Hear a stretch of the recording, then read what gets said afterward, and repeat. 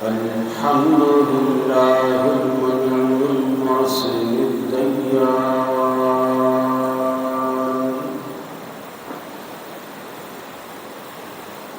ذي الفضل والجود والإحسان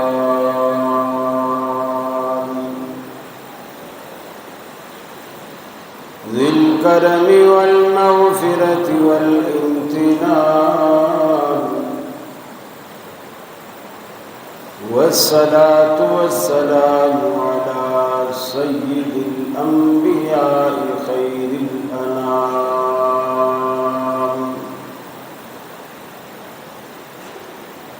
وعلى آله وصحابه وأزواجه العظام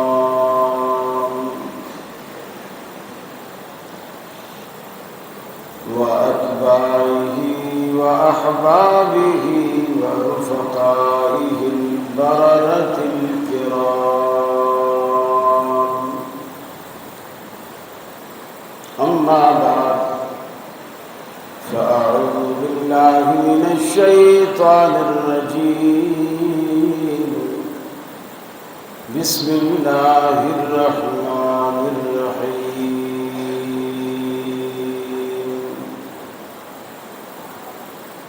شهر رمضان الذي أنزل فيه القرآن هدى للناس وبينات من الهدى والفرقان فمن شهد منكم الشهر فليصم وقال الله تبارك وتعالى يا أيها الذين آمنوا كتب عليكم الصيام كما كتب على الذين من قبلكم لعلكم تتقون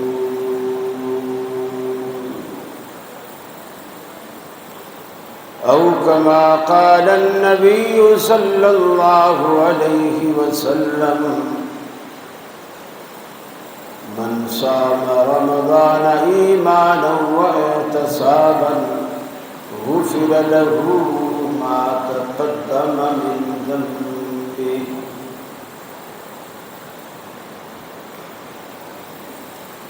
عزیز ساتھیوں دوستوں اور بزرگوں،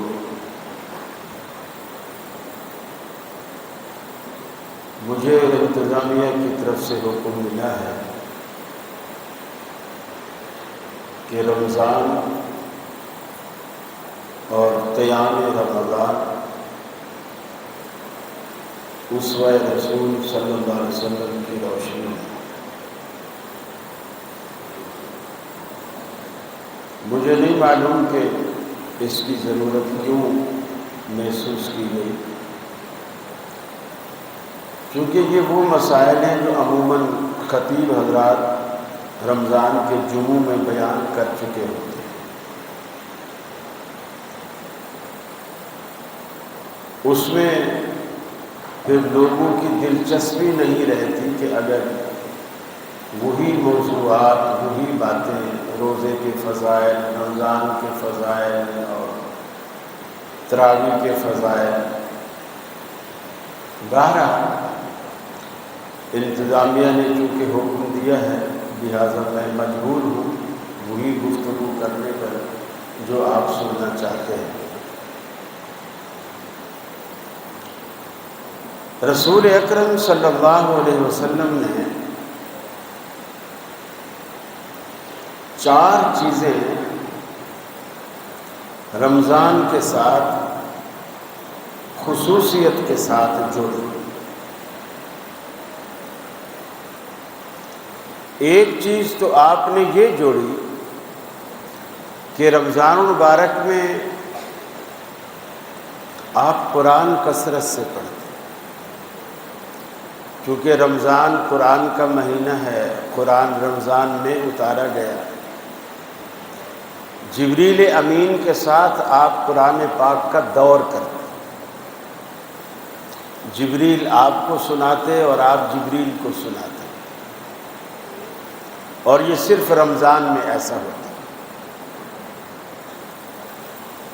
پھر روزہ آپ ویسے بھی رکھتے تھے، پیر جمعرات کا رکھتے تھے، 13، 14، 15 مہینے میں 3 روزے یہ بھی رکھتے تھے، لیکن پورا مہینہ آپ کسی مہینے کے روزے نہیں رکھتے تھے سوائے رمضان کے۔ رمضان کے آپ پورے مہینے کے روزے رکھتے تھے۔ پھر تیسری چیز یہ جوڑی کہ سخاوت آپ رمضان میں کثرت سے کرتے۔ آپ ویسے سخی تھے، گھر میں کبھی کچھ نہیں بچاتے تھے، جو آتا فوراً بانٹ دیتے تھے، لیکن صحابہ کہتے ہیں کہ رمضان کے مہینے میں نبی مکرم صلی اللہ علیہ وسلم کی سخاوت بارش کی طرح برستی تھی، بارش کی طرح۔ اور چوتھی چیز آپ نے جو رمضان کے ساتھ خاص رکھی وہ تھا قیام رمضان۔ ویسے تو قیام آپ ہمیشہ کرتے، ہر آدھی رات کے بعد آپ بستر چھوڑتے، نیند سے اٹھتے، مصلی بچھاتے اور اللہ کے حضور قیام فرماتے، جسے قیام اللیل کا نام بھی دیا جاتا ہے، تہجد کا نام بھی دیا جاتا ہے۔ اگر رمضان میں ہو تو اس کا نام قیام رمضان بھی ہے، عشاء کے فوراً بعد ہو تو اس کا نام ہمارے برِ صغیر میں تراویح بھی رکھا جاتا ہے، اور اگر اوپر ایک رکعت پڑھ کر ان کو طاق بنا دیا جائے تو پھر یہ سارے وتر ہو جاتے ہیں۔ یہ پانچوں نام ایک ہی نماز کے نام ہیں، تہجد، تراویح، قیام اللیل، قیام رمضان اور وتر۔ صرف وقت بدلنے سے ان کے نام بدل رہے ہیں۔ رمضان میں پڑھیں تو قیام رمضان، اور رمضان میں بھی آپ آدھی رات کے بعد پڑھیں تو قیام اللیل، اور رمضان میں پڑھیں لیکن عشاء کے فوراً بعد پڑھیں تو پھر ہمارے برِ صغیر میں اس کا نام تراویح ہے، اور اگر آدھی رات کو پڑھیں تو پھر اس کا نام قیام اللیل بھی ہے، تہجد بھی ہے، لیکن یہ اس وقت تک ہے جب تک یہ جفت رہے۔ جفت اسے کہتے ہیں جو 2 پر پورا تقسیم ہو جائے، جو فگر، جو عدد 2 پر پورا تقسیم ہو جائے وہ جفت ہے، اور جو 2 پر پورا تقسیم نہ ہو، جیسے 4، یہ جفت ہے۔ آپ 2 پہ تقسیم کریں گے تو 2 آنسر آئے گا۔ جو 3 ہے یہ طاق، یہ 2 پر پورا تقسیم نہیں ہوتا، ایک تو پورا آ جائے گا، باقی ایک اس کو آدھا کرنا پڑے گا، پھر 1.5 آئے گا۔ تو جب طاق عدد ہوگا تو وہ وتر میں تبدیل ہو جائے گا۔ تو آپ صلی اللہ علیہ وسلم، سیدہ عائشہ فرماتی ہے 2 رکعتیں پڑھتے جاتے اور آخر میں 1 رکعت پڑھ کر سب کو وتر بنا دیتے۔ یہ جو حدیثوں میں آیا ہے نا کہ آپ 3 وتر بھی پڑھتے، 5 بھی پڑھتے، 7 بھی پڑھتے، 9 بھی پڑھتے اور 11 بھی پڑھتے، 11 سے زیادہ نہیں پڑھتے، تو وہ یہ نہیں ہے کہ آپ 8 رکعتیں تراویح پڑھتے پھر 11 وتر الگ سے پڑھتے، ایسا نہیں ہے۔ اسی کو 11 وتر کہا گیا تراویح سمیت، کیونکہ اب یہ سارا عدد طاق ہو گیا ہے، سارے کے سارے وتر ہو گئے۔ اس کے لیے نبی کریم صلی اللہ علیہ وسلم نے اہتمام کیا۔ آپ نے اپنی پوری زندگی میں 3 دن باجماعت نماز تراویح پڑھی،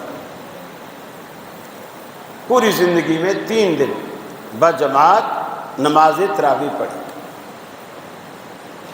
اور وہ آپ نے 23 سے شروع کیا، 23 تاریخ سے 23 سے آپ نے پہلی دفعہ تراویح پڑھی، اور تقریباً رات کے اگر 4 حصے کریں تو پہلا جو چوتھائی حصہ ہے اس میں آپ نے تراویح پڑھی، پھر آپ نے صحابہ کو فارغ کر دیا،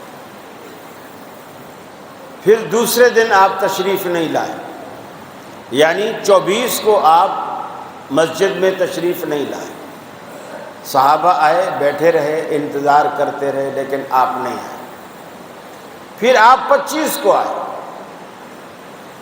اب جو آپ نے تراویح پڑھی آدھی رات تک، گویا رات کے اگر آپ 4 حصے کریں تو پہلے 2 حصے، رات گزر گئی، وہاں تک آپ نے صحابہ کو تراویح پڑھائی، پھر آپ اس کے بعد 26 کو نہیں آئے، صحابہ آئے، آپ نہیں آئے، صحابہ مسجد میں بیٹھے رہے، انتظار کرتے رہے، اور پھر آپ تشریف نہیں لائے، اور پھر آپ تشریف لائے 27ویں کو جو آپ نے تراویح پڑھی، عشاء کو جو شروع کی، صحابہ کہتے ہیں کہ ہمیں یہ ڈر لگنے لگا کہ آج روزہ ہمیں خالی پیٹ رکھنا پڑے گا، یعنی سحری کا وقت بھی ختم ہونے والا تھا۔ اب آپ نے چھوڑا صحابہ کرام، پھر 28 کو بھی آپ نہیں آئے، 29 کو بھی نہیں آئے، پھر لوگوں کو آپ نے بتایا تمہاری یہ نماز اس طرح مل کے پڑھنا جماعت کے ساتھ اللہ کو بہت پسند ہے، اور مجھے ڈر ہے کہ کہیں اللہ اپنی یہ پسند تم پر فرض نہ کر دے اور پھر تم اسے نبھا نہ سکو، لہٰذا تم اسے الگ الگ، چاہے مسجد میں الگ پڑھو، چاہے گھروں میں الگ پڑھو، لیکن اب جماعت نہیں ہوگی، الگ الگ پڑھو۔ اب آپ نے 2 باتیں خاص طور پر بتا دی، اللہ کو کیا پسند ہے؟ جماعت، اور میں کیوں چھوڑ رہا ہوں کہ تم پر فرض نہ ہو جائے، اللہ اپنی پسند تم پر فرض نہ کر دے، کیونکہ اللہ کو جماعت پسند ہے۔ سیدنا فاروق اعظم رضی اللہ تعالی عنہ جب اپنے دور خلافت میں مدینے کا گشت کر رہے تھے، موطا امام مالک کی روایت، آپ مسجد نبوی کے پاس سے گزرے، لوگ کوئی ادھر کوئی ادھر کوئی ادھر کوئی ادھر کوئی صحن میں، الگ الگ لوگ کھڑے اپنا خاموشی کے ساتھ یہ نماز تراویح پڑھ رہے ہیں، رمضان کا مہینہ ہے۔ عبد الرحمن بن عوف بھی آپ کے ساتھ ہیں، آپ رکے، مسجد نبوی کے اندر کے منظر کو دیکھا، اور سیدنا عبد الرحمن ابن عوف سے کہا کہ عبد الرحمن کیا ہی اچھا ہو میں اگر یہ جو لوگ الگ الگ لوگ نماز پڑھ رہے ہیں، اگر ان کو ایک قاری کے پیچھے جمع کر دوں تو کتنا اچھا ہوگا۔ اب حضرت عمر کے ذہن میں یہ بات ہے کہ اللہ کے رسول نے یہ بتا دیا کہ اللہ کو انفرادی نماز پسند نہیں ہے، جماعت پسند۔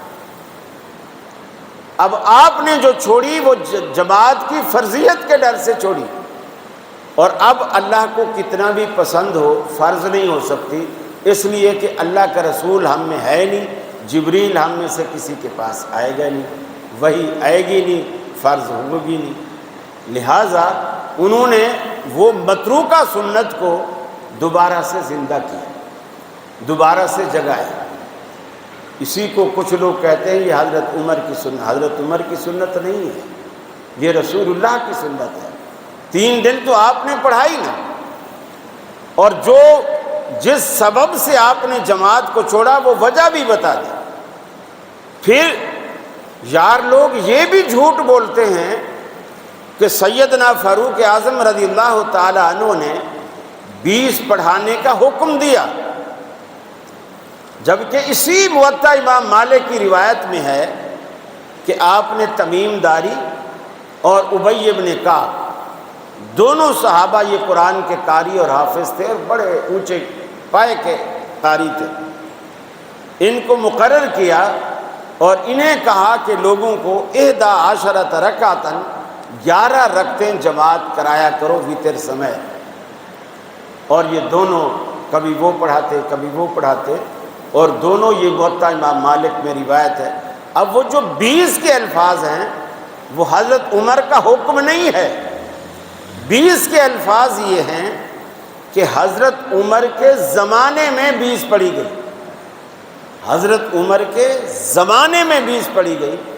کس نے پڑھی یہ معلوم نہیں ہے، کس کے کہنے سے پڑھی یہ بھی معلوم نہیں ہے، کس جگہ پڑھی گئی یہ بھی معلوم نہیں ہے، مسجد نبوی میں پڑھی گئی یہ بھی معلوم نہیں ہے، مدینے میں پڑھی گئی یہ بھی معلوم نہیں ہے، اور کن کن لوگوں نے پڑھی یہ بھی معلوم نہیں ہے، اور کس نے پڑھائی یہ بھی معلوم نہیں ہے۔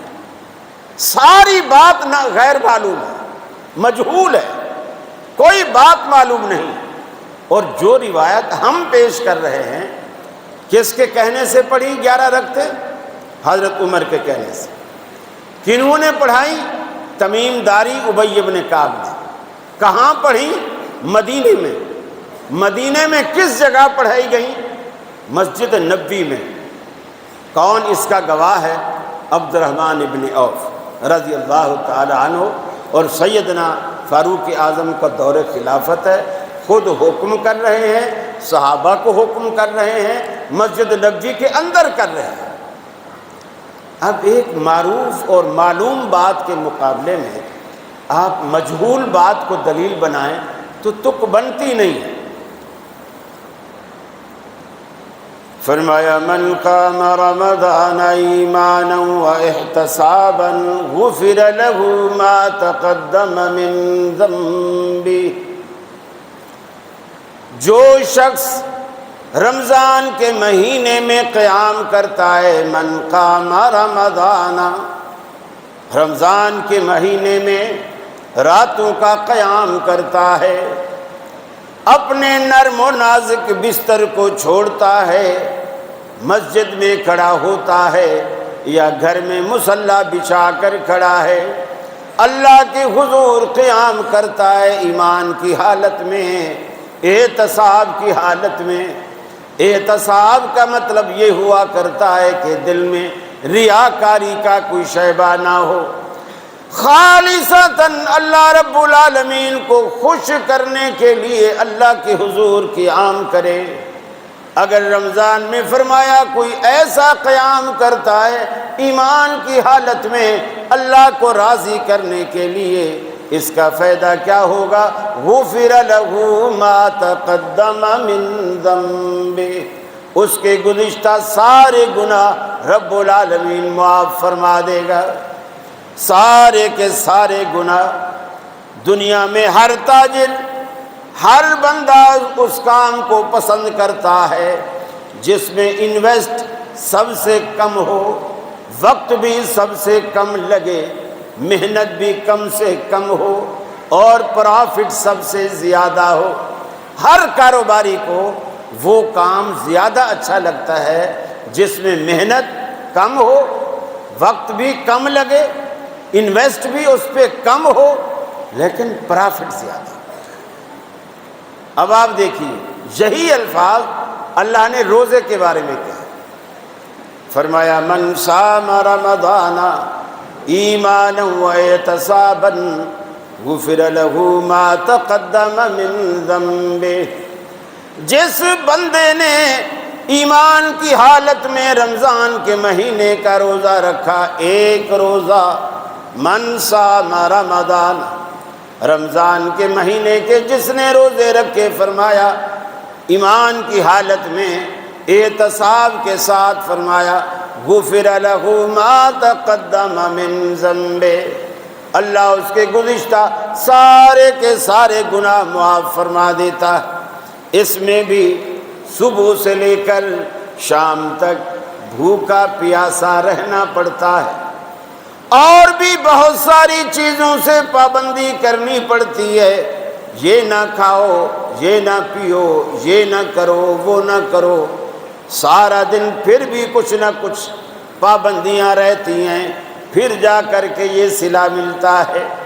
لیکن قیام میں فرمایا 1 گھنٹہ 1.5 گھنٹہ اگر آپ قیام کرتے ہیں تو فرمایا اس کا بھی اجر وہی ہے، اس کا بھی ثواب وہی ہے، اس کا بھی ثمرہ وہی ہے۔ غفر لہ ما تقدم من ذنبہ، اللہ اس کے گزشتہ سارے گناہ معاف فرما دیتا ہے۔ اس محنت کو رب العالمین نے مزید کم کرتے ہوئے ارشاد فرمایا من قام لیلۃ القدر ایمانا واحتسابا غفر لہ ما تقدم من ذنبہ۔ ارے پورے مہینے کا اگر کسی نے قیام نہیں بھی کیا، فرمایا جس نے صرف لیلۃ القدر کی رات میں قیام کیا، من قام لیلۃ القدر، جس نے صرف شب قدر کا قیام کیا، ایمان کی حالت میں ریاکاری سے بچتے ہوئے اللہ کو خوش کرنے کے لیے اس نے قیام کیا، غفر لہ ما تقدم من ذنبہ، اللہ اس کے بھی گزشتہ سارے گناہ معاف فرما دیتا ہے۔ کتنی کم مدت میں، ارے اس سے بھی زیادہ کم، لیکن فائدے کو رب العالمین نے کم نہیں کیا، جس پر آج الحمدللہ صرف اور صرف اہل حدیث جماعت عمل پیرا۔ اللہ کے رسول نے فرمایا اذا قال الامام غیر المغضوب علیہم ولا الضالین، جب کوئی امام غیر المغضوب علیہم ولا الضالین کہتا ہے، آپ نے فرمایا قولوا آمین، مقتدیوں سے کہا تم آمین کہا کرو، فإنہ من وافق تأمینہ تأمین الملائکۃ، جس بندے کی آمین کی آواز آسمان پہ جو اس آمین پر فرشتے بھی آمین کہتے، اس ظالم کے بعد فرشتے بھی آمین کہتے ہیں، وہ اوپر بیت المعمور کے پاس آمین کہتے ہیں، تم زمین پہ کہتے ہو۔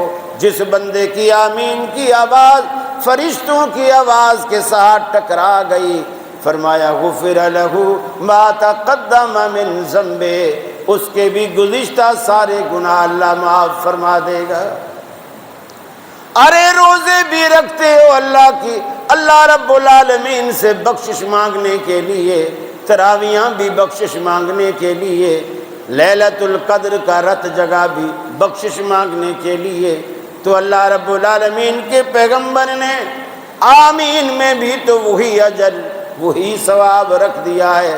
کتنے لوگ اس سے چڑا کرتے ہیں۔ ابن ماجہ کی روایت ہے، یہودی 2 باتوں سے جتنا چڑھتے ہیں اتنا کسی چیز سے نہیں چڑھتے۔ آپ نے صحابہ سے کہا کہ وہ ایک تمہارے سلام سے چڑھتے ہیں، دوسرا تمہاری آمین سے چڑھتے ہیں۔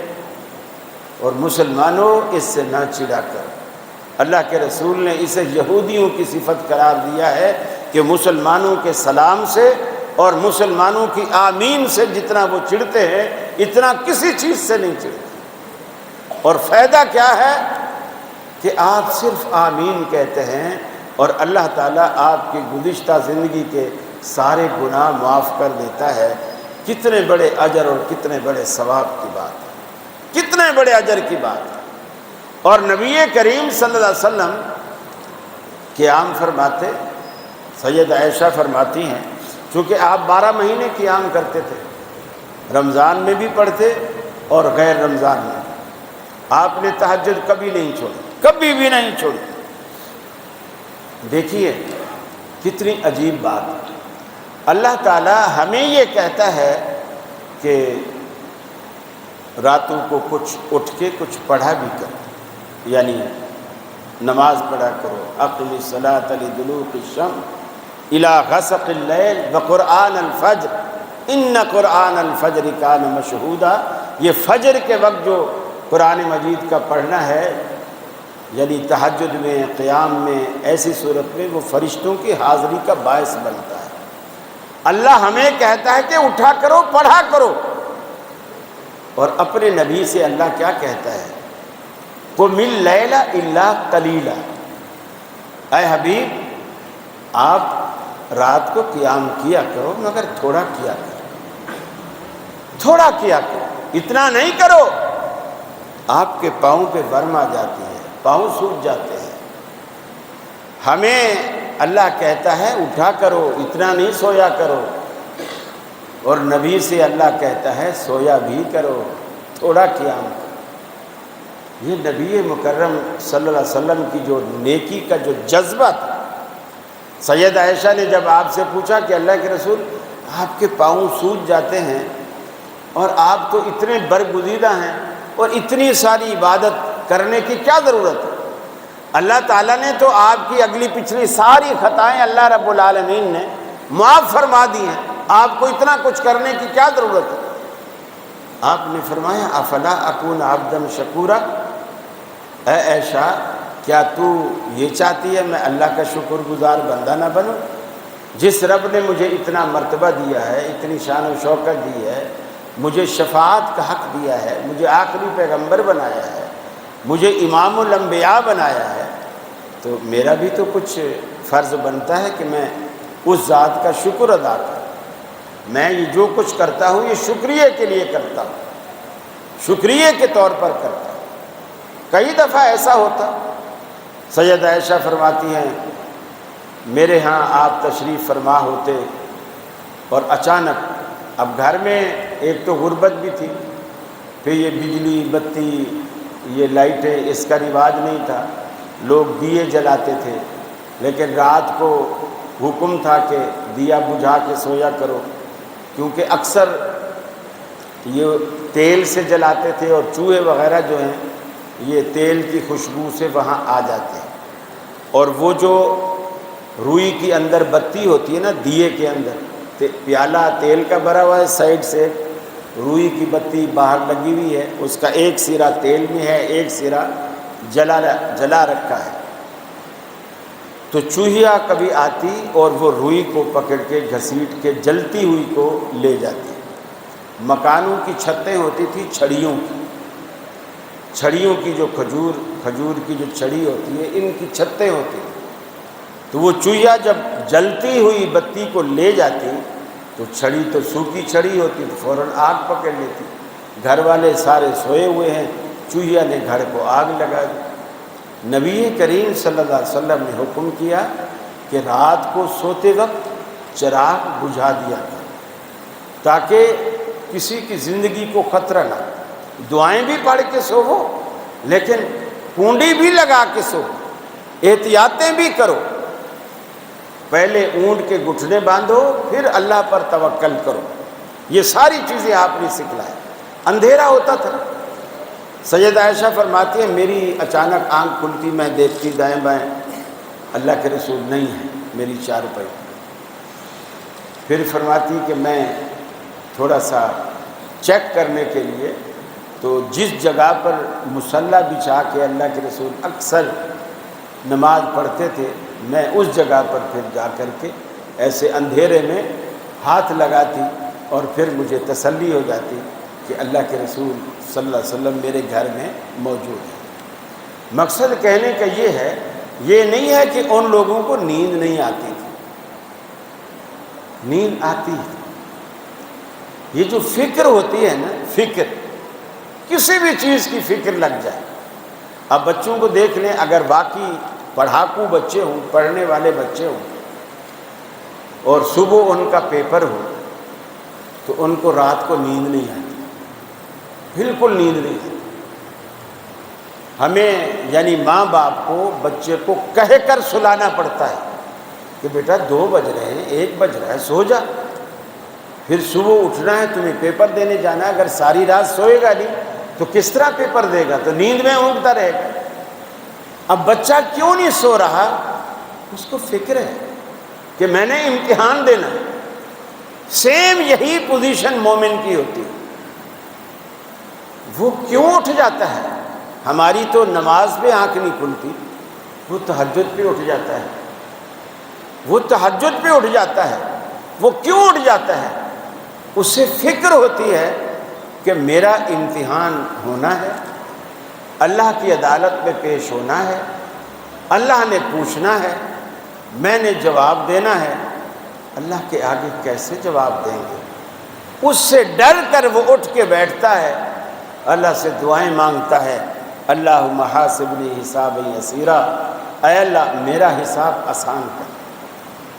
اور یہ اللہ نے جو روزے فرض کیے ہیں نا، یہ صرف ہم پر فرض نہیں کیے، ہم سے پہلے لوگوں پر بھی اللہ رب العالمین نے اسی طرح یہ روزے فرض کیے۔ فرمایا کتب علیکم الصیام کما کتب علی الذین من قبلکم لعلکم تتقون۔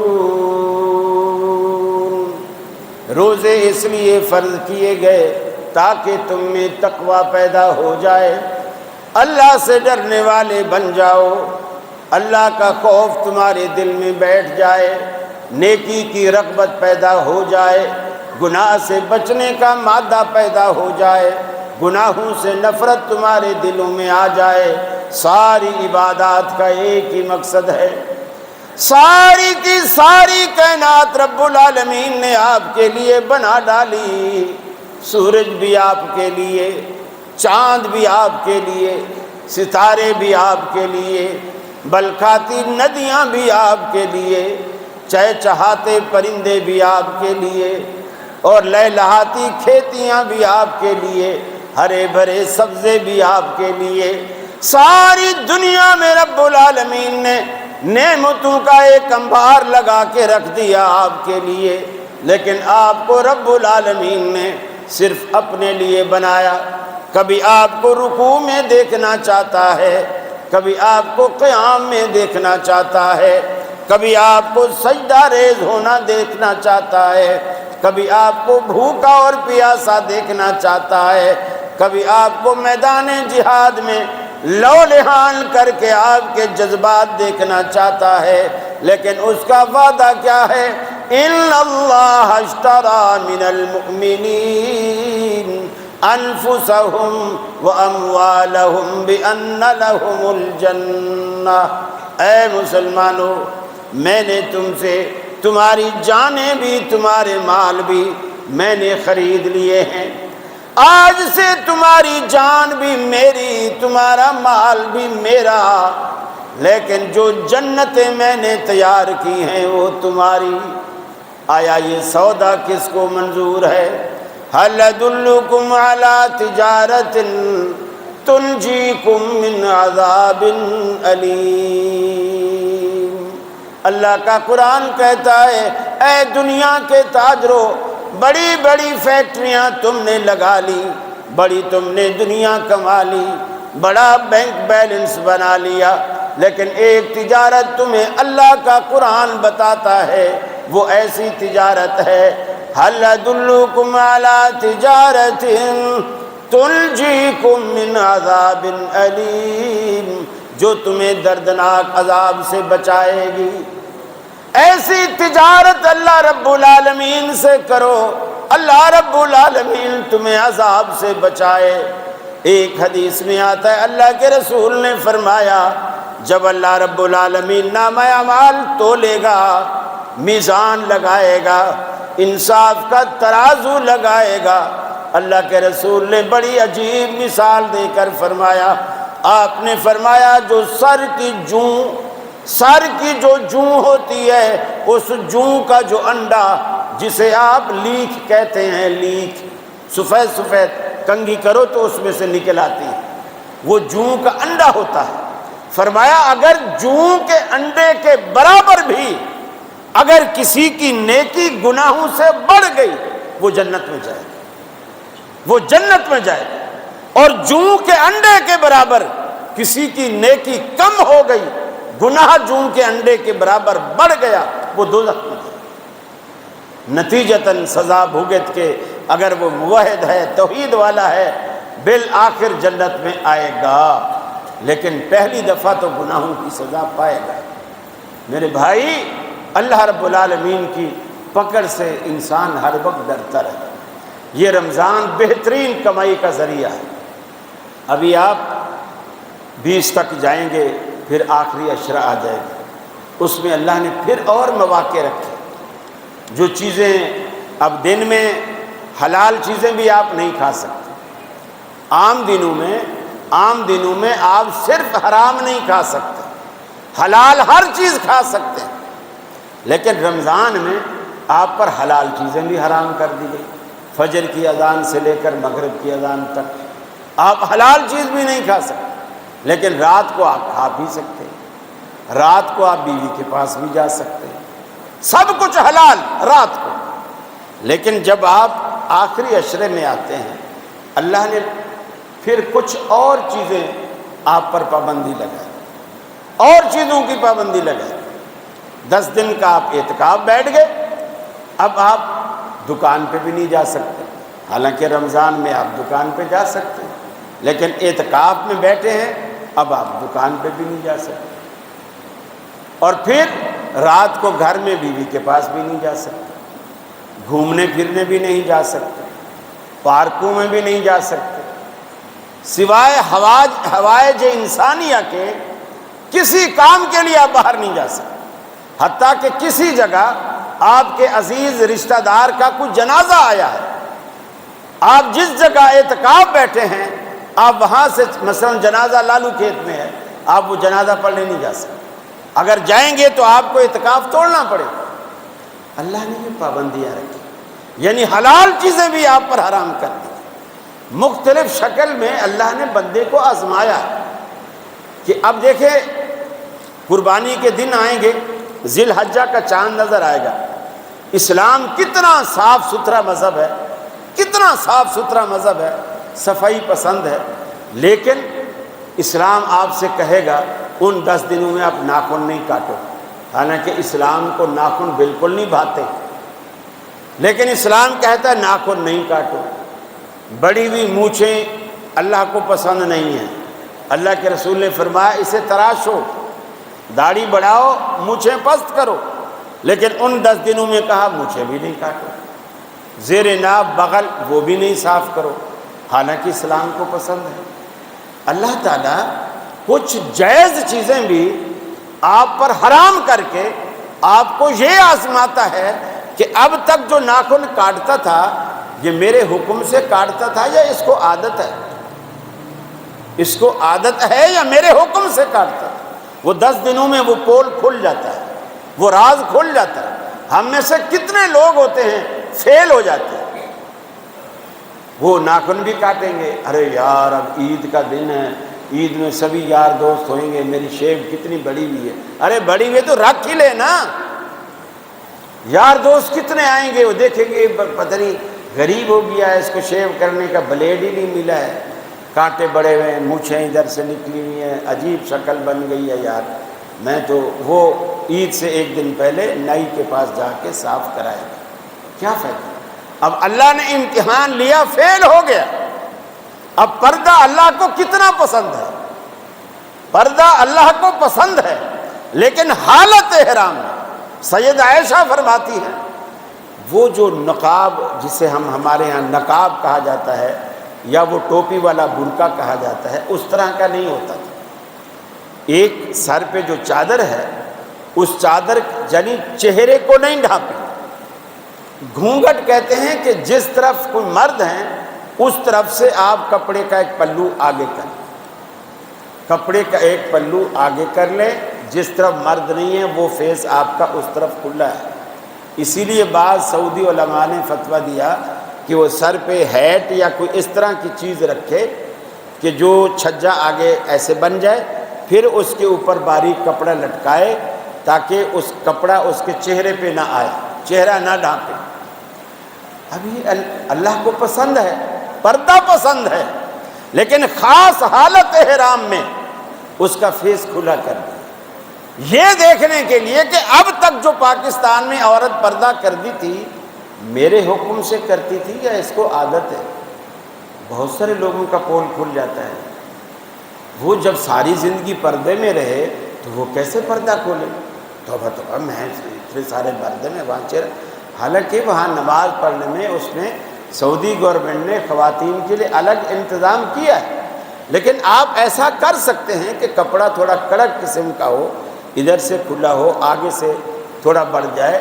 ویسے تو خاتون کا گھر والا لباس ہوتا ہے، اوپر آپ چاہیں تو جو برقعے کا الگ سے جو جبہ پہنا جاتا ہے وہ جبہ بھی خواتین پہن سکتی ہیں اپنے لباس کے اوپر سے، لیکن یہ ایک آزمائش ہے، یہ ایک آزمائش ہے جو اللہ نے مختلف صورتوں میں آزمائی ہے، اور ہم اسی میں فیل ہو جاتے ہیں، اسی میں ہم فیل ہو جاتے ہیں۔ لہٰذا آپ حدیث میں آتا ہے جب رمضان آتا اللہ کے رسول کمر کس لیتے، یعنی مستعد ہو جاتے، ایکٹیو ہو جاتے نماز کے لیے، روزے کے لیے، اور تراویح وغیرہ کے لیے، قیام اللیل کے لیے، اور پھر یہ جو افطاری کا اہتمام ہوتا ہے اس میں بڑا اجر، جتنا ثواب اللہ تعالیٰ نے روزہ رکھنے والے کو دینا ہے اتنا ہی ثواب روزہ کھلوانے والے کو بھی اللہ تعالیٰ دیتا ہے۔ آپ اگر مسجد میں 50 بندوں کا روزہ کھلوا رہے ہیں تو 50 بندوں کے روزوں کا ثواب بھی اللہ آپ کو دے رہا ہے، اور ان کے ثواب سے کمی بھی نہیں ہو رہی۔ تو یہ اللہ تعالیٰ کے بڑے احسانات ہیں، انعامات ہیں۔ اللہ سے دعا ہے اللہ رب العالمین مجھے بھی اور آپ کو بھی عمل کرنے کی توفیق عطا فرمائے۔ کسی ساتھی کے ذہن میں کوئی سوال ہو تو آپ کر سکتے ہیں، مختصراً، زیادہ وقت نہیں۔ تحریری ہے تو کریں، سوال کریں اس میں۔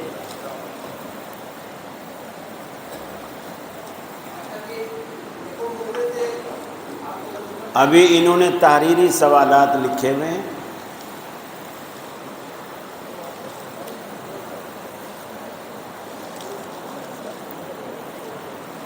جلدی کریں ورنہ لوگ سوال کر دیں گے۔ یہ سوال ہے کہ پنجاب میں 2 اذانیں ہوتی اس میں بولے نا، نہیں چل رہا۔ میرے پاس 2 ہیں، ایک آپ لے لیں۔ 2؟ اچھا بولیں، زور سے بولیں جی۔ صبح پنجاب میں 2 اذانیں ہوتی ہیں جبکہ ہمارے شہر کراچی میں 1 اذان ہوتی ہے، اس کے حوالے سے جمعے کے اس حوالے سے ذرا رہنمائی۔ کراچی والوں کے پاس وقت ہی بہت کم ہوتا ہے، پنجاب والے فارغ لوگ ہیں، 2 دیں 3 دیں، ان کی مرضی۔ اصل میں نبی کریم صلی اللہ علیہ وسلم کے زمانے میں ایک ہی اذان ہوتی تھی جمعہ میں، صدیق اکبر کے زمانے میں بھی ایک ہی اذان ہوتی تھی، حضرت عمر فاروق کے زمانے میں بھی ایک ہی اذان ہوتی تھی، حضرت عثمان کے زمانے میں 3 اذانیں ہوئیں، لوگ تھوڑے سستی کرنے لگے، لیکن ان کے زمانے میں بھی مسجد میں ایک ہی اذان ہوتی تھی، وہی اذان جو رسول اللہ صلی اللہ علیہ وسلم کے زمانے میں تھی، ابو بکر عمر فاروق کے زمانے میں تھی، اور آج ہمارے زمانے میں بھی جو کراچی میں اہل حدیثوں کی مسجد میں ہوتی ہے ایک اذان، حضرت عثمان کے زمانے میں بھی یہی ایک اذان ہوتی تھی، جسے آپ دوسری اذان کہتے ہیں، وہ حقیقتاً پہلی اذان ہوتی تھی، اور وہ ہوتی تھی بازار میں، مسجد میں نہیں ہوتی تھی، بازار میں ہوتی تھی، اور وہ اس بات کا اعلان ہوتا تھا کہ اب دکانیں بند کرو اور جمعے کی تیاری کرو۔ وہ کوئی تقریباً خطبے کے ٹائم سے 1.5-2 گھنٹے پہلے ہوتی تھی۔ یوں سمجھ لو کہ اگر خطبہ فرض کیا کہ 1 بجے شروع ہوتا ہے تو وہ تقریباً 11 بجے اذان ہو جاتی، تاکہ لوگ دکانیں بند کریں، گھر جائیں اور نہائیں دھوئیں، کپڑے بدلیں اور پھر مسجد میں آئیں۔ تو حضرت عثمان کے زمانے میں بھی ایک ہی اذان ہوتی تھی اور وہ مسجد میں ہوتی تھی۔ تو آپ اگر 2 دینا چاہتے ہیں تو پھر حضرت عثمان کی سنت پر عمل کریں، دوسری جو پہلی اذان ہے وہ بازار میں دلوائیں، مسجد میں تو وہ بھی ایک ہی اذان دیتے تھے۔ سمجھ میں آئی نا بات؟ جی۔ اور تھوڑا سا فاصلہ رکھیں۔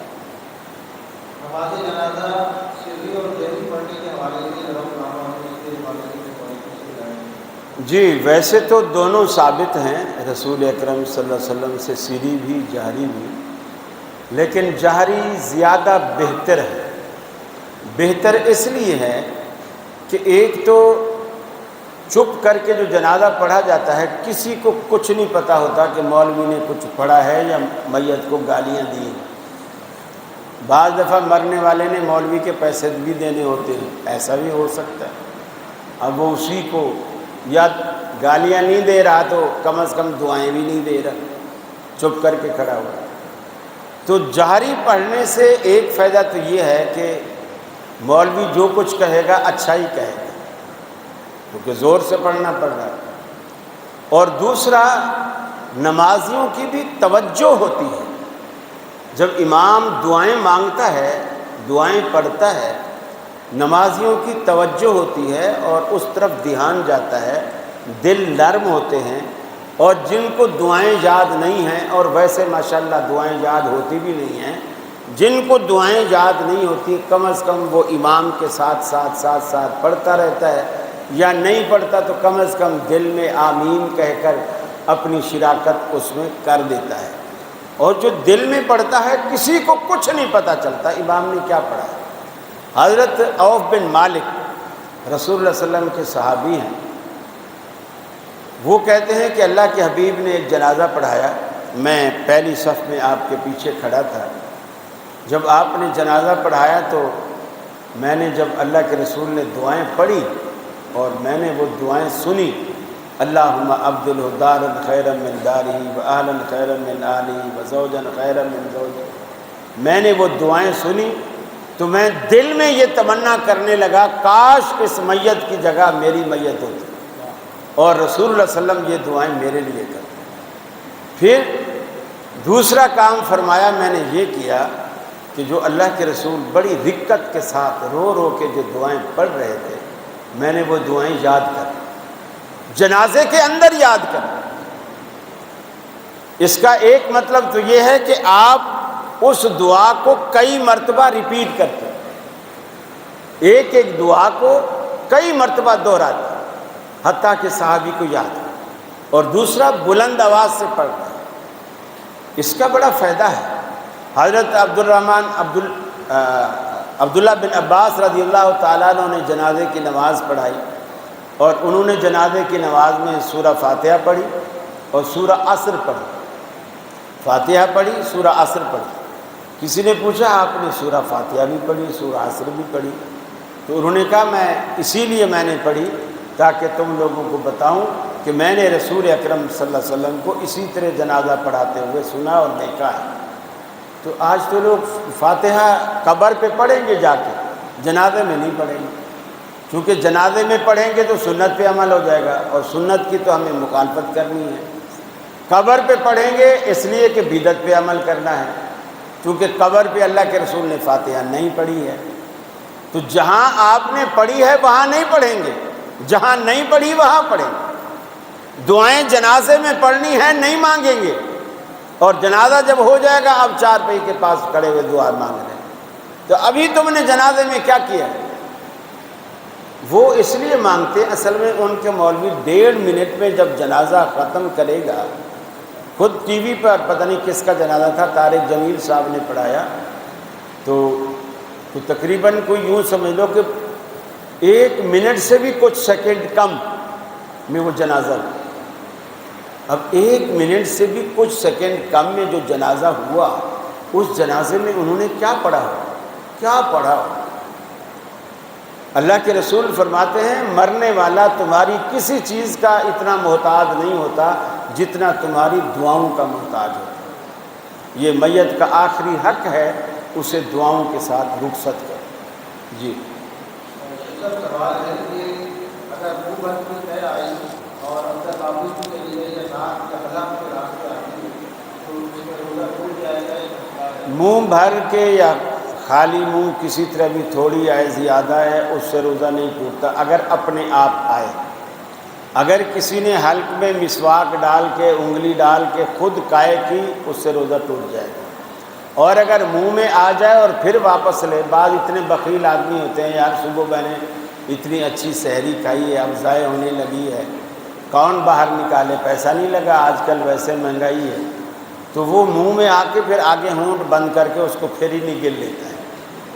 بعض کے ہاضمے بڑے تیز ہوتے ہیں، بہت تیز ہاضمے ہوتے ہیں۔ اللہ تعالیٰ بہرحال ہمیں ہدایت دے۔ وہ منہ میں آ گئی اور اس بندے نے پھر بچت کی اور اس کو واپس کر لیا تو روزہ نہیں بچے گا، غذا بچ جائے گی، روزہ نہیں بچے گا۔ جی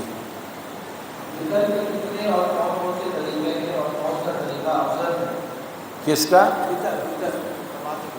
وطر کا دیکھیے، ایک تو طریقہ یہ ہے کہ آپ 2 رکعت پڑھ کے سلام دیں اور 1 رکعت الگ سے پڑھیں، 2 رکعت پڑھ کے بیٹھیں، اتحیات بیٹھیں، سلام پھیر دیں اور پھر الگ سے 1 رکعت پڑھیں۔ اس طرح 3 وتر۔ ایک طریقہ تو یہ ہے، ایک طریقہ یہ ہے کہ ایک ہی سلام سے آپ 3 وتر پڑھیں، لیکن بیچ میں قعدہ نہ کریں، اتحیات نہ بیٹھیں دوسری رکعت پہ، پہلی رکعت پڑھ کے کھڑے ہو جائیں، دوسری رکعت پڑھ کے کھڑے ہو جائیں، تیسری رکعت پڑھ کے بھی آپ کھڑے ہو جائیں، تیسری رکعت کے لیے آپ کھڑے ہو جائیں، اور پھر جب آپ سورہ اخلاص، اللہ کے رسول 3 رکعتوں میں پہلی میں سبح اسم ربک الاعلی، دوسری میں قل یا ایھا الکافرون اور تیسری میں سورہ اخلاص پڑھتے، اور پڑھنے کے بعد آپ دعائے قنوت اسی طرح جس طرح ہاتھ باندھے باندھے آپ قل هو اللہ آپ نے پڑھے ہیں، اسی طرح اللہم باعد بینی و بین خطایا، یہ دعائے قنوت اللہم اہدنی فیمن ہدیت وعافنی فیمن عافیت، یہ دعا آپ اس میں پڑھیں، یا جو حنفیوں نے یاد کرائی ہوئی ہے اللہم انا نستعینک و نستغفرک، لیکن اس میں کچھ تھوڑے بہت اضافے بھی ہیں، در حقیقت وہ اصل میں وہ قنوت نازلہ ہے، تو بہرحال وہ بھی اگر پڑھتا ہے تو کوئی حرج نہیں، تو پھر وہ رکوع کو جائے، پھر سجدے جائے، پھر سلام پھیر دے۔ دوسرا یہ طریقہ ہے، یہ جو ایک طریقہ ہے رکوع سے پہلے دعا پڑھنے کا، اور ایک طریقہ ہے رکوع کے بعد دعا پڑھنے کا۔ رکوع کے بعد اللہ کے رسول اکثر قنوت نازلہ پڑھا کرتے تھے، وتر آپ رکوع سے پہلے ہی دعا مانگا کرتے تھے۔ پھر اس میں جو ہماری بعض اہل حدیث مساجد میں ہاتھ اٹھانا بھی کچھ، ویسے میرا خیال ہے آج کل کچھ ختم ہو گیا ہے، پہلے بہت ہوتا تھا، ہاتھ اٹھا کے قنوت نازلہ میں ہاتھ اٹھانا ثابت ہے، جو رکوع کے بعد پڑھی جاتی ہے، اور اس میں بہت لمبی چوڑی دعائیں ہیں۔ کسی زمانے میں تو کشمیر بھی اس میں آتا تھا، فلسطین آتا تھا، بوسینیا، چیچینیا، اب خیر وہ سارے ختم ہو گئے، چیچینیا بھی ختم ہو گیا، چیچینیا والے بھی ختم ہو گئے، اب یہ ہے کہ مختصر دعا۔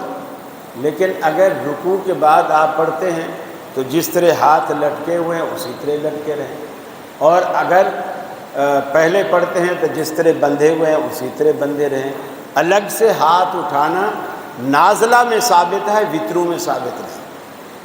قنوت نازلہ تو فرض نمازوں میں بھی پڑھی جاتی ہے، آخری رکعت کے اندر آپ رکوع کے بعد حالات اگر ایسے ہوں، حالات خراب ہوں، کوئی کرفیو کا ماحول ہو، کوئی عذاب ہو، کوئی مصیبت ہو، کوئی اس طرح کی پریشانی ہو، تب وہ پڑھی جاتی ہے، تو اس کے لیے ہاتھ اٹھانے ثابت ہیں، وتروں کے لیے ہاتھ اٹھانے ثابت نہیں۔ جی، اگر غلطی سے سواری کا غلطی سے روزہ پہلے افطار کر دیا جائے تو اس میں کیا؟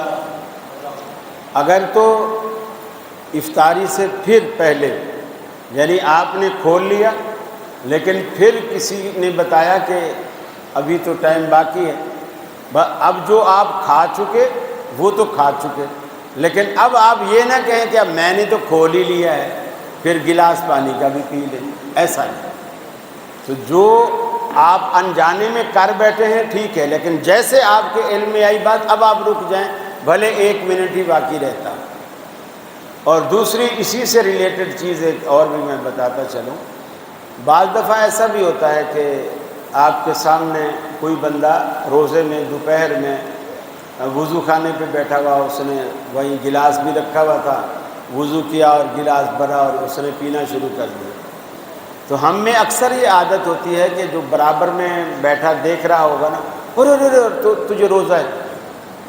اب مجھے اگر پتہ ہے کہ اس کو روزہ ہے اور اس کو یہ یاد نہیں ہے کہ مجھے روزہ ہے، تو میرا پتہ ہونے سے اس کا روزہ خراب نہیں ہوگا، لیکن اگر میں نے اسے بتا دیا، یاد دلا دیا کہ تیرا روزہ ہے، اب اگر اس نے کوئی گھونٹ نیچے اتارا تو اب اس کا روزہ نہیں بچے گا۔ اللہ کے رسول نے فرمایا اس کا رب اسے روزے کی حالت میں کھلا پلا رہا ہے، تو کاہے کو جیلس ہو رہا ہے؟ اللہ اسے کھلا پلا رہا ہے، یعنی روزے کا ثواب بھی پورا مل رہا ہے اور اپنی پیاس بھی بجھا رہا ہے۔ جگ 2 گلاس پورے وہ بھی پی گیا، یا گھر میں گیا تو پراٹھا رکھا ہوا تھا وہ کھا گیا۔ اگر اس نے جان بوجھ کے کھایا تو روزہ بچا نہیں ہے، اگر بھول کے کھایا تو 4 پراٹھے بھی کھا لے دیسی گھی کے تو روزہ نہیں ٹوٹنے کا۔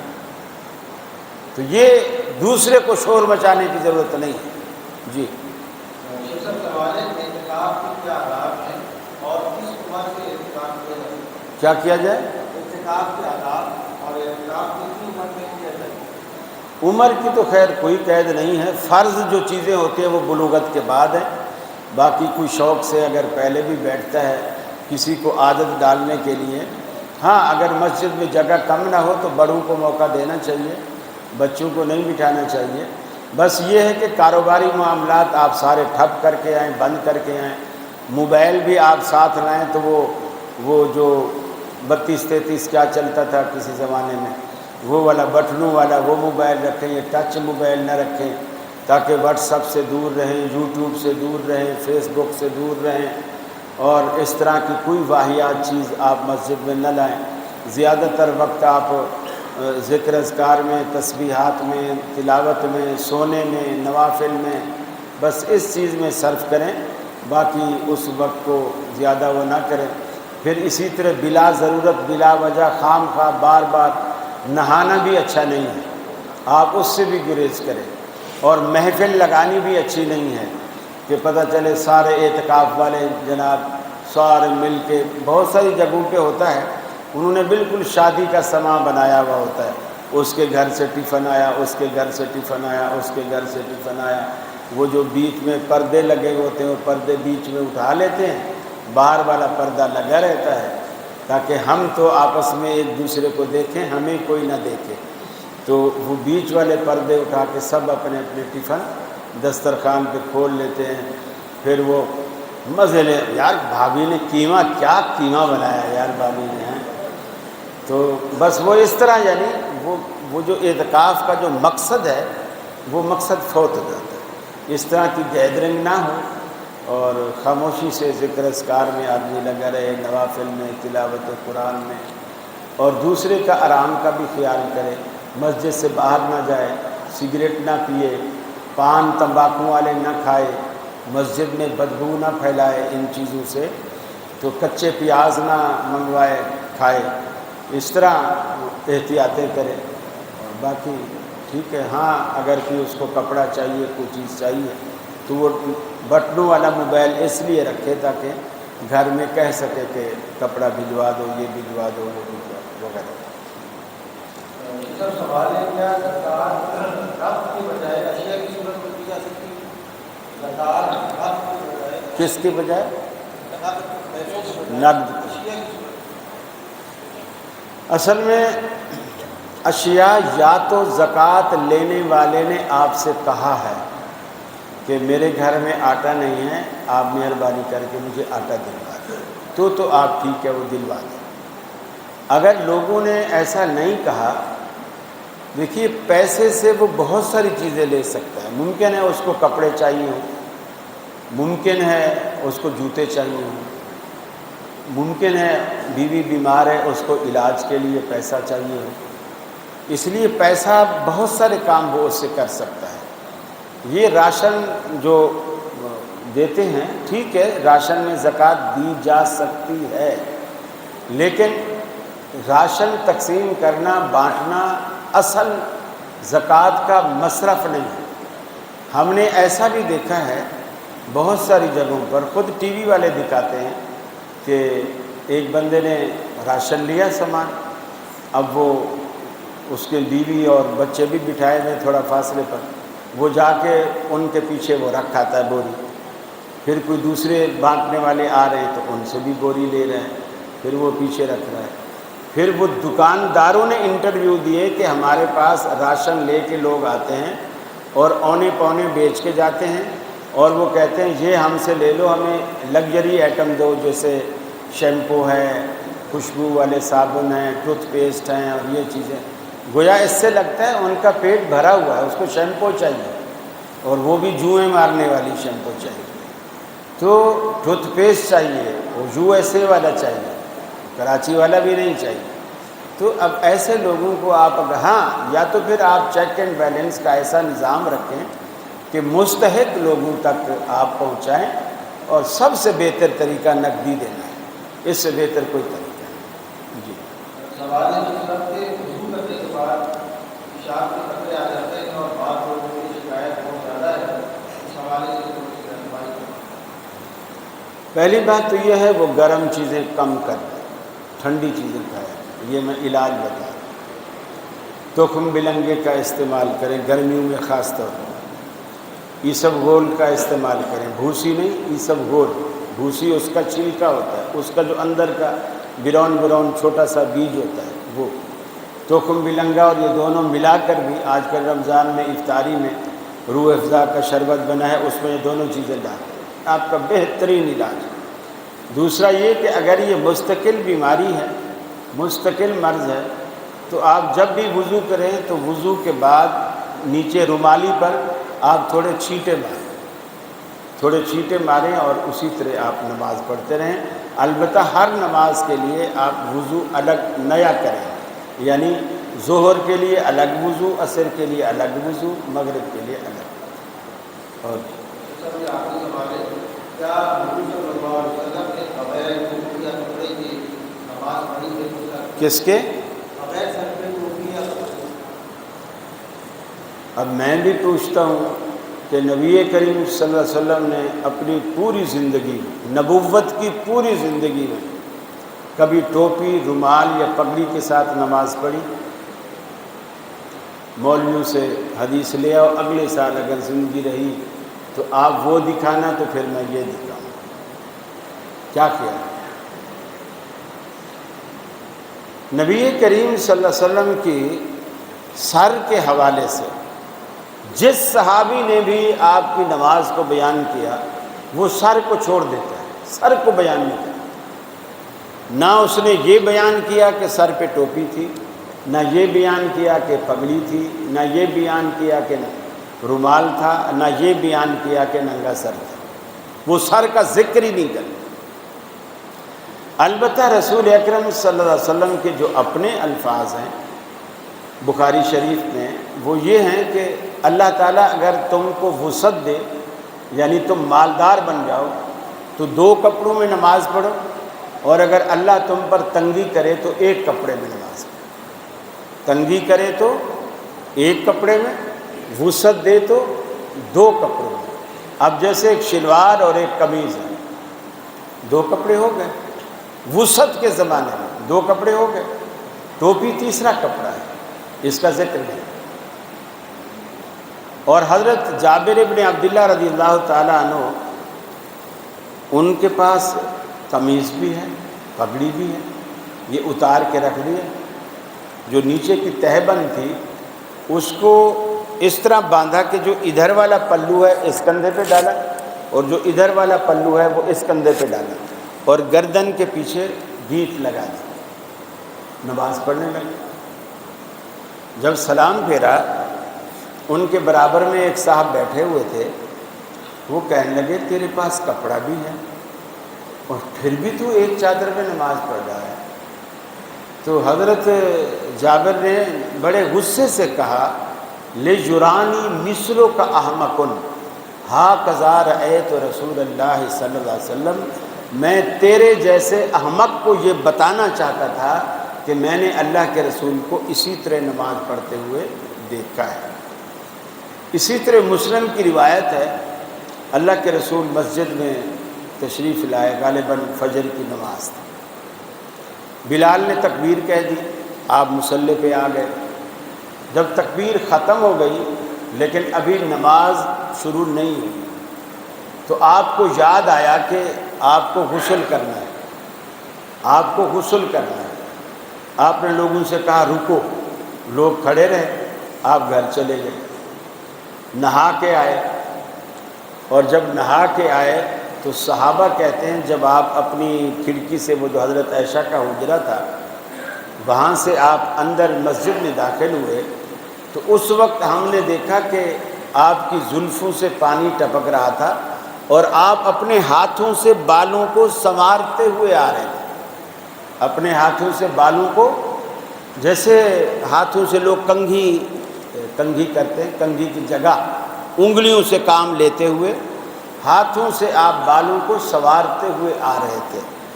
اس سے بھی یہ اشارہ ملتا ہے کہ اب جب آپ نہا کے آئے تھے تو آپ کے ہاتھ میں ٹوپی، رومال، پگڑی کوئی چیز نہیں تھی، لیکن اس میں بھی آگے نماز کا ذکر نہیں ہے۔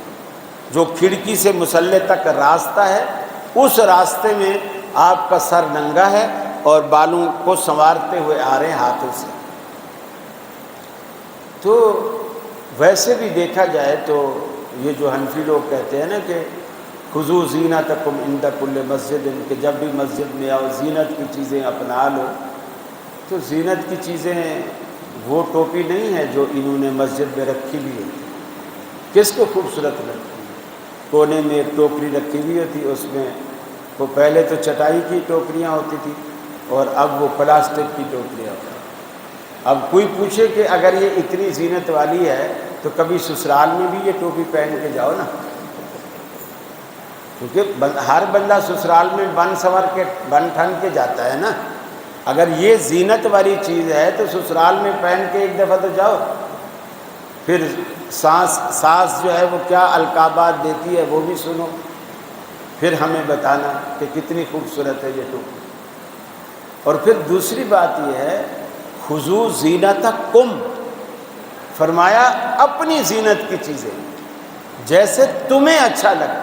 کم کہہ کر اللہ نے ہر بندے کو اس کی زینت پہ چھوڑ دیا۔ کسی کو ننگا سر اچھا لگتا ہے، کسی کو بڑے بال اچھے لگتے ہیں، کسی کو چھوٹے بال اچھے لگتے ہیں، کسی کو بال مشین پھرا کے رکھتا ہے اچھے لگتے ہیں، کسی کو اس طرح پھرا کے رکھتا ہے اچھے لگتے ہیں۔ ہر بندے کی الگ الگ پسند ہے۔ اور ویسے بھی دیکھا جائے حسن پگڑی، ٹوپی، رومال اس میں نہیں ہے، حسن زلفوں میں۔ حسن ہمیشہ زلفوں میں ہی ہوتا ہے، اور اللہ کے رسول زلفیں رکھتے بھی تھے۔ آپ کانوں کے نیچے والی لو کے برابر تک بھی رکھتے اور کندھے تک بھی رکھتے، یہ دونوں سنتیں آپ سے ثابت ہیں، کندھے تک بھی رکھتے۔ اور اگر بال رکھ کے پھر اوپر افغانی پگڑی باندھ کر انہیں چھپا ہی دینا ہے تو زلفیں رکھنے کا مجھے نہیں سمجھ آ رہی کہ زلفیں رکھنے کا فائدہ کیا ہے اور مقصد کیا ہے۔ دنیا کا کوئی ایک شاعر مجھے بتا دو جس نے اپنے محبوب کی ٹوپی کی کبھی تعریف کی، چاہے اردو میں، فارسی میں، انگلش میں، پنجابی میں۔ ہاں ایسے آپ کو بڑے شعراء ملیں گے جو اپنے محبوب کی زلفوں کی تعریف کرتے ہیں۔ پوچھا جو ان سے چاند نکلتا ہے کس طرح، زلفوں کو رخ پہ ڈال کے جھٹکا دیا کہ یوں۔ جناب تم ہوئے ہم ہوئے کہ میر ہوئے، سبھی ان کی زلفوں کے اسیر ہوئے۔ یہ زلفوں کی تعریف، پگڑی کی تعریف نہیں۔ نفس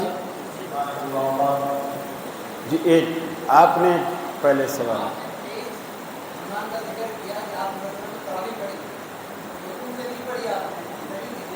کیا کیا؟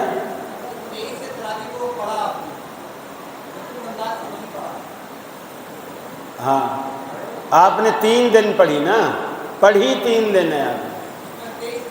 23 کو شروع کی، 22 پھر 24 کو نہیں آئے، پھر 25 کو پڑھی دوسرے دن، پھر 26 کو نہیں آئے، پھر 27 کو پڑھی تیسرے دن، یوں پڑھی آپ نے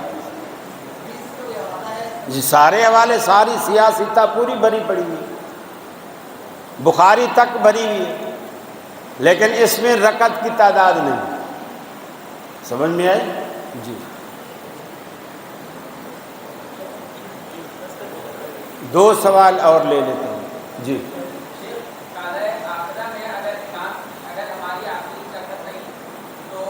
یار آپ تو غصے میں لگ رہے ہو، تھوڑا ٹھنڈا ہو۔ اگر ہماری آخری رکعت نہیں ہے اور امام آخری رکعت میں ہے تو ہم امام کے ساتھ میں قاعدہ عمرہ کی طرح سے بیٹھیں گے یا قاعدہ عمرہ کی طرح سے؟ امام کس طرح بیٹھیں گے؟ اور پوچھو۔ اچھا آپ یہ بتائیں ظہر کی اثر کی نماز کس طرح جمع کر کے پڑھی جا سکتی ہے اور مغرب کو عشاء کی؟ اگر کوئی عذر ہو تو پڑھی جا سکتی، یعنی اس کی کوئی ریزن اور معقول ریزن ہو، وجہ ہو، مثلا جیسے بارش ہو رہی ہے یا آپ نے سفر کرنا ہے، سفر پہ جانا ہے، آگے پتہ نہیں موقع ملے نہ ملے، سواری رکے نہ رکے، پانی ملے نہ ملے، ایسی صورت خام خانے کہ آپ کو نیند آ رہی ہے چلو جی نمٹا لیتے ہیں، ایسا۔ بس یہ آخری سوال جی۔ سوال نہیں وضاحت ہے کہ امامہ کی آپ نے پہنی تھی، کب نے پہنی تھی؟ میں جو پہنی ہوئی ہے میں نے ثواب کے لیے نہیں پہنی ہوئی ہے۔ اللہ کے رسول نے موتیوں والی ٹوپی پہنی تھی۔ یہ تو اصل میں مولوی جو پہنے ہوئے ہوتے ہیں نا ان کی عادت ہوتی ہے، ہم اس لیے نہیں پہنے ہوئے کہ اس کے بغیر نماز نہیں ہوتی۔ سمجھ میں آ رہی بات؟ یعنی ہم عادت سے پہنے ہوئے، سنت سمجھ کر نہیں پہنے ہوئے، عادت سے پہنے ہوئے۔ اب میں نے واسکٹ بھی پہنی ہوئی، اب گرمی کا موسم ہے، گرمی میں کوئی پہنتا ہے واسکٹ؟ ایک میں ہی بے وقوف ہوں پورے کراچی میں۔ عادت ہے، واسکٹ میری نہ ہو تو مجھے ایسا لگتا ہے میں نے کپڑے ہی نہیں پہنے، اور واسکٹ بھی ویسی ہو جیسے کپڑے ہیں۔ عادت ہے، سنت نہیں ہے یہ، نہ میں نے یہ سمجھا کہ اس میں ثواب ہے۔ تو اس میں اگر آپ بھی پہنے ہوئے ہیں، ہم یہ نہیں کہہ رہے کہ نہ پہنو، سوال تھا نماز کے بارے میں۔ ایک روایت بھی ایسی نہیں کہ پگڑی سے نماز میں ثواب بڑھ جاتا ہے، ٹوپی سے نماز کا ثواب زیادہ ہے۔ لوگ کہیں گے وہ جی فضیلت ہے، وہ فضیلت کہاں لکھی ہے ہمیں بھی تو دکھاؤ نا۔ اگر ٹوپی کی فضیلت ہے تو میری ٹوپی کی فضیلت زیادہ ہے، موتیوں والی ہے جی۔ جزاک اللہ۔